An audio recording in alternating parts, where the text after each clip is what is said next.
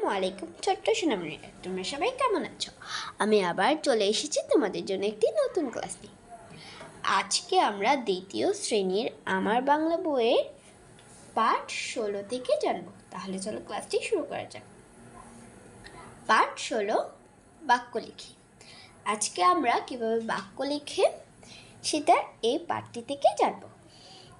আগে আমাদেরকে জানতে হবে বাক্য কি।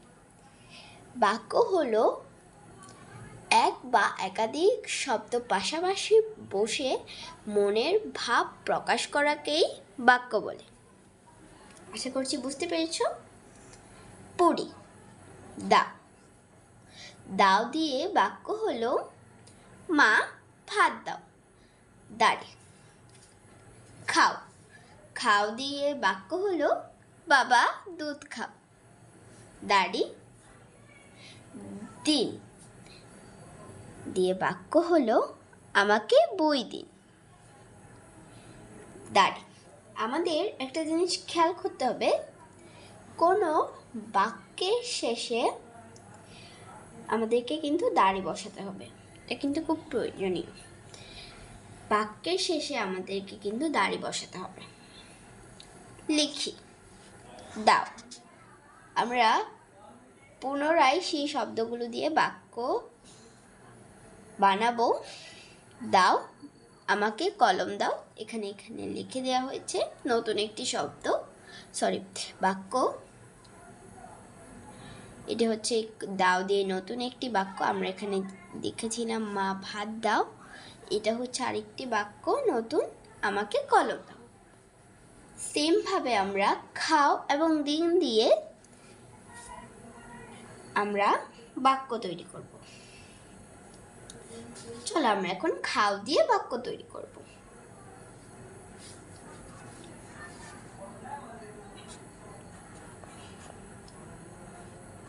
মা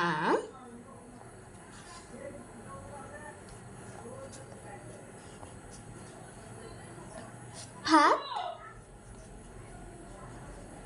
খাও। দাঁড়ি। দিন। দিন দিয়ে আমরা কি বানাতে পারি?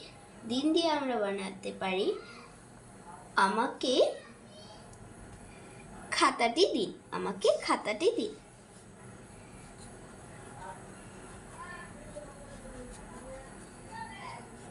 আমাকে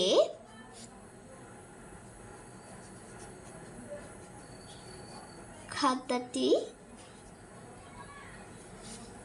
দিন। আমাকে খাতাটি দিন। আশা করছি বুঝতে পেরেছ।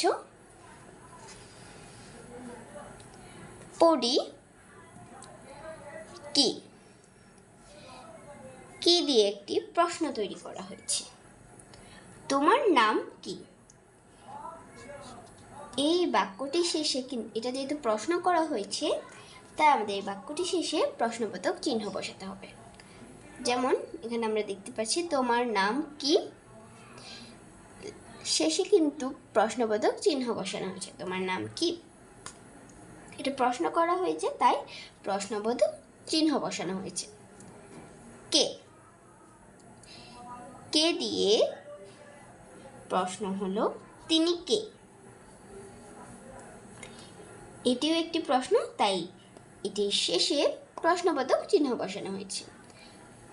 আমাদের একটা জিনিস খেয়াল রাখতে হবে, কাউকে যদি আমরা কোনো প্রশ্ন লিখি, প্রশ্নের শেষে কিন্তু আমাদেরকে প্রশ্নবোধক চিহ্নটি বসাতে হবে।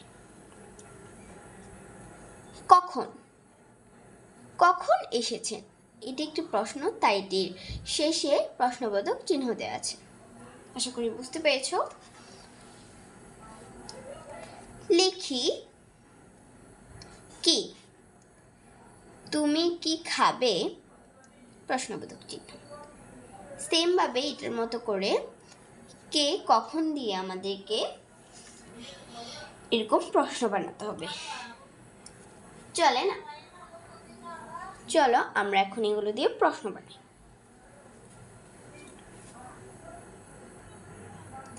এখানে আমরা লিখতে পারি তুমি কে। প্রশ্নবোধক চিহ্ন। তুমি কে? কখন দিয়ে আমরা প্রশ্ন বানাতে পারি? আমরা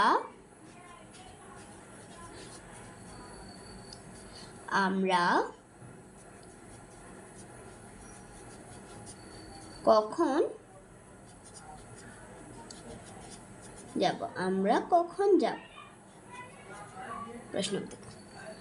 আশা করছি তোমরা এতটুকু পর্যন্ত বুঝতে পেরেছো। আশা করছি এই পার্টটি এবং ক্লাসটি তোমাদের ভালো লেগেছে।